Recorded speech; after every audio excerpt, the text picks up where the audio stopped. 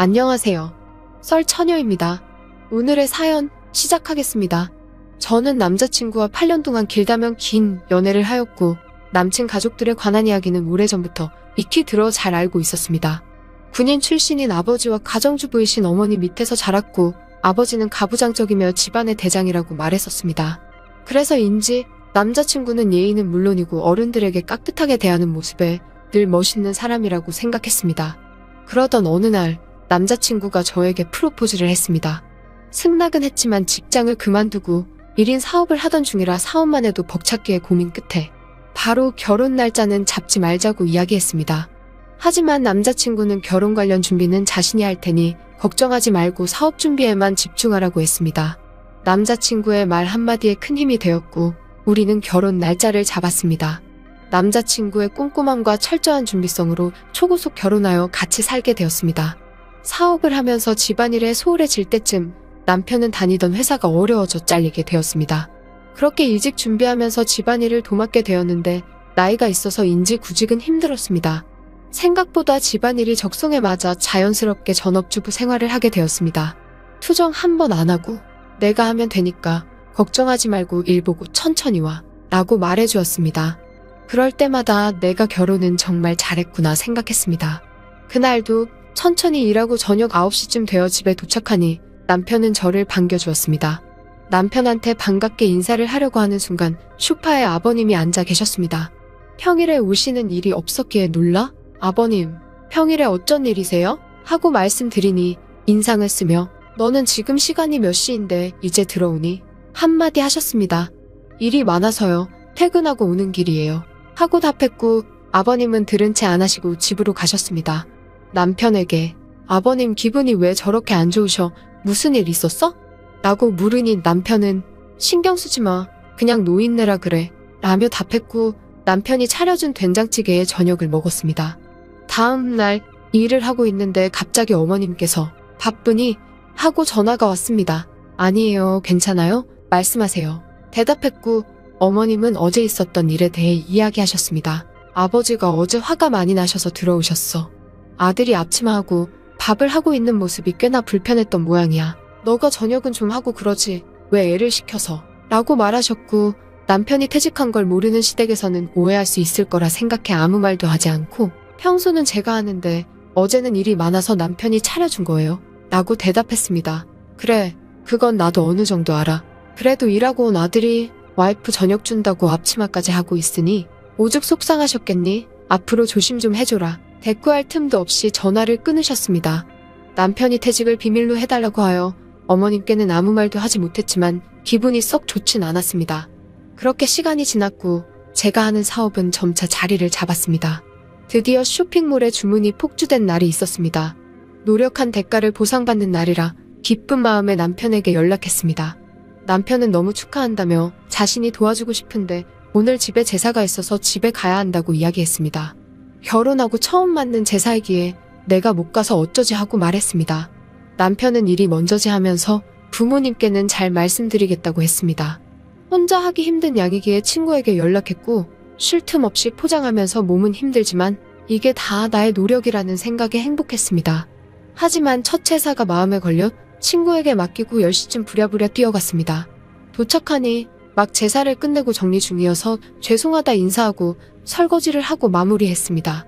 아버님은 안 잡으라고 너가 사업하는 건 안다. 하지만 제사는 우리 집안의 중요한 일인데 일 때문에 나 몰라라 하는 건 너무한 거 아니냐. 제사는 우리 집안에서 중요한 일이니 다시는 빠지지 말아라 라고 말씀하셨습니다. 옆에 계시던 어머님은 그래, 여자가 일을 해봐야 얼마나 번다고. 너만 일하는 것도 아니고 우리 아들도 일하는데 서로 얼굴 붉히는 일 만들지 말자 라고 하셨습니다. 집에 오는 길 남편은 미안하다고 이야기했습니다.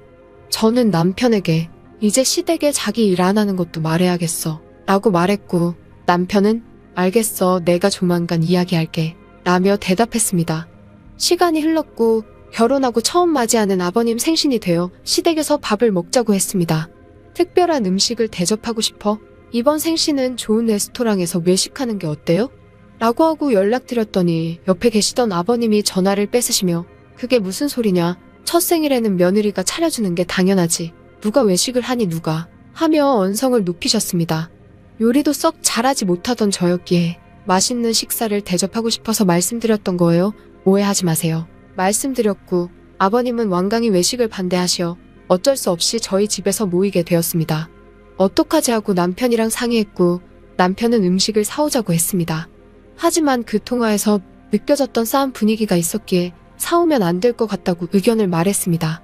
힘들더라도 내가 준비하겠다고 남편에게 이야기했습니다.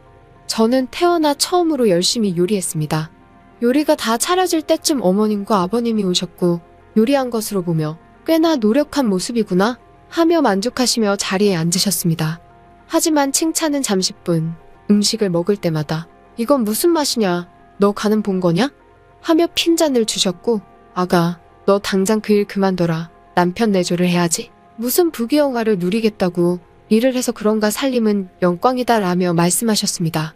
아버님, 그건 아니죠. 저 결혼 전부터 하던 일이고요. 수입도 나쁘지 않아요? 근데 갑자기 집안일하라고 그만두라고 하시는 건 맞지 않죠? 라고 답했습니다. 옆에 계시던 어머님은 아버님이 그렇게 하라면 그렇게 하면 되지. 넌 왜 이렇게 말대꾸를 하니? 솔직히 너 때문에 내 아들 고생하는 거 보면 안쓰럽지도 않니? 하며 맞장구 치셨습니다. 남편은 둘 다 그만하세요. 저 일 그만뒀어요. 이 사람이 우리 집 가장이고 제가 요즘 살림하고 있어요. 라며 제 편을 들어주었습니다. 어머님은 너가 무슨 살림이야? 라고 말했고 남편은 저 요리도 곧잘하고 살림하니 재밌어요? 답했습니다. 어머님은 에휴, 결혼 전에는 손 하나 까딱 안 했는데 내 불쌍한 아들 부인 잘못 만나서 이게 무슨 고생이니? 라며 안쓰럽게 남편을 바라보았습니다. 순간 그 말을 들으니 울컥했고 어머님, 부인을 잘못 만나다니요. 저희 서로 잘 맞춰가며 살고 있는데요. 라고 말했습니다. 어머님은 정색하시며 너 지금 그게 시댁 어른한테 할 소리니? 어디서 배워먹은 버르장머리야? 하며 소리쳤습니다. 옆에 있던 아버님은 누가 그래서 너한테 일하라고 했니? 여자가 말이야. 결혼했으면 집에서 조신하게 살림하면서 남편 새 직장 구하게 도와줘야지. 어디서 큰 소리야. 라고 말하셨습니다.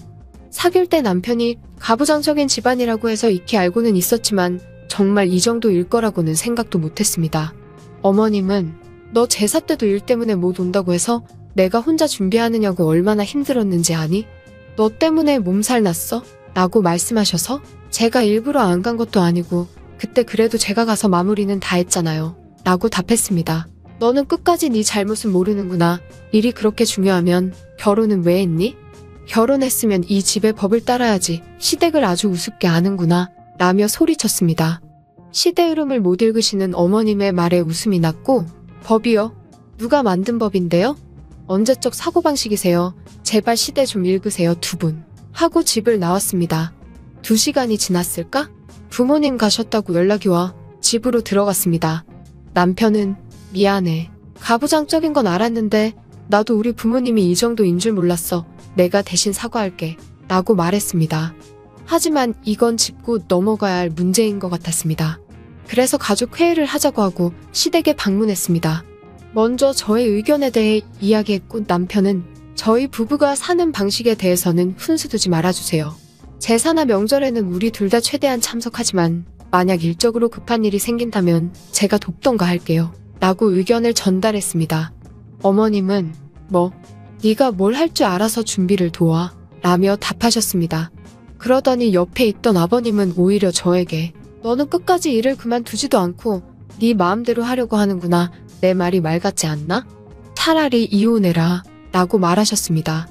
아버님의 말씀에 남편은 발끈하며 무슨 이런 이유로 이혼을 해요? 라고 답했고 저도 더 이상은 참기 힘들었습니다. 아버님이 저 같은 며느리 싫으시면 어쩔 수 없네요. 남편을 보며 말했습니다. 당신이 선택해요. 나랑 살 건지 이런 말도 안 되는 이유로 이혼하고 말 잘 듣는 여자 만나던지. 남편은 말이 안 통하는 사람들이라며 나가자고 하고 저를 데리고 나왔습니다. 그날 이후 저희는 시댁과는 연을 끊었고 잘못했다고 남편을 통해 지속적으로 연락을 해왔지만 저는 일절 받지 않고 있습니다. 그리고 지금 제가 하는 사업은 더 발전해 지금은 직원을 20명을 두고 있습니다. 남편은 제 사업의 정신적 조력자 역할을 해주었고 저를 믿고 따라와 준 남편이 언제나 고맙습니다. 오늘의 사연은 여기까지입니다. 긴 사연 끝까지 들어주셔서 감사합니다. 구독과 좋아요는 썰처녀에게 큰 힘이 됩니다.